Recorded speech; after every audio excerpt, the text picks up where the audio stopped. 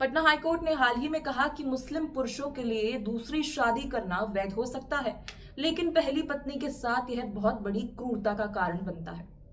नमस्कार, आप देख रहे हैं लीगली स्पीकिंग का सोशल मीडिया प्लेटफॉर्म।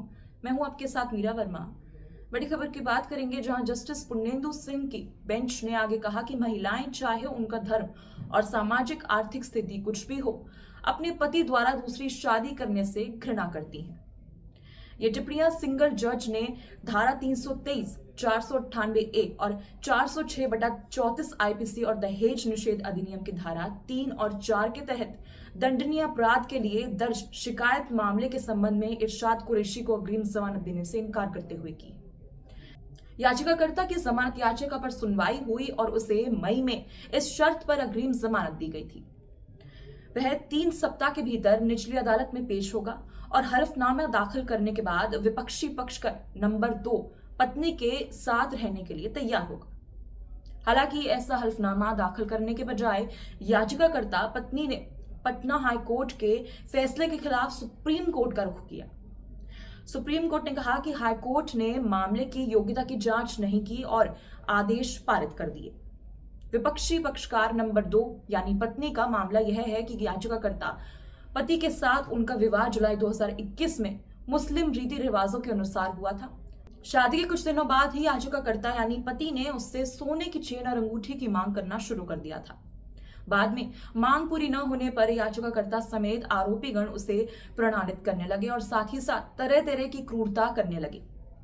शिकायतकर्ता के माता पिता ने मामले को शांत करने की भी कोशिश की थी, लेकिन उसके बाद आरोपीगण ने उसे जबरन उसके ससुराल से निकाल दिया और उसका सारा सामान और कीमती सामान अपने पास रख लिया। इसलिए उसने याचिकाकर्ता के खिलाफ तत्कालीन शिकायत दर्ज करवाई। दूसरी ओर याचिकाकर्ता पति का यह मामला है कि उसकी पत्नी उसके घर केवल 15 दिन ही रही।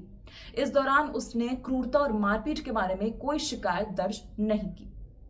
बता दें, उसका यह भी मामला है कि उसे संदेह है कि शादी से पहले ही शिकायतकर्ता गर्भवती है, जिसके पृष्ठ याचिकाकर्ता ने उसकी जांच करवा कर की।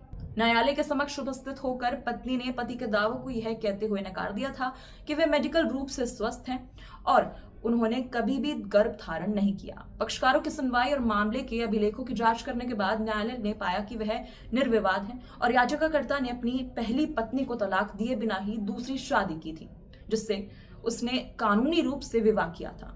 न्यायालय ने यह भी कहा था कि महिलाएं चाहे उनका धर्म और सामाजिक आर्थिक स्थिति कुछ भी हो, अपनी पत्नी द्वारा दूसरी शादी करने से घृणा करती हैं। न्यायालय ने याचिकाकर्ता के व्यवहार और आचरण को भी ध्यान रखा, जिसे खुली अदालत में ऊंची आवाज में स्वीकार किया कि उसने विपरीत पक्ष नंबर 2 को तलाक नहीं दिया, लेकिन वह उसके साथ नहीं रहना चाहता था। न्यायालय ने यह भी देखा कि उसने आरोप लगाया था कि विपरीत पक्ष नंबर 2 के गर्भ में विवाह के समय 19 सप्ताह और 4 दिन का भ्रूण है। हालांकि उसने इस संबंध में कोई सबूत रिकॉर्ड पर नहीं लाया था। फिलहाल इस खबर में सिर्फ इतना ही। और लीगल खबरों को जानने के लिए हमारे चैनल को लाइक, शेयर और सब्सक्राइब जरूर करें। धन्यवाद।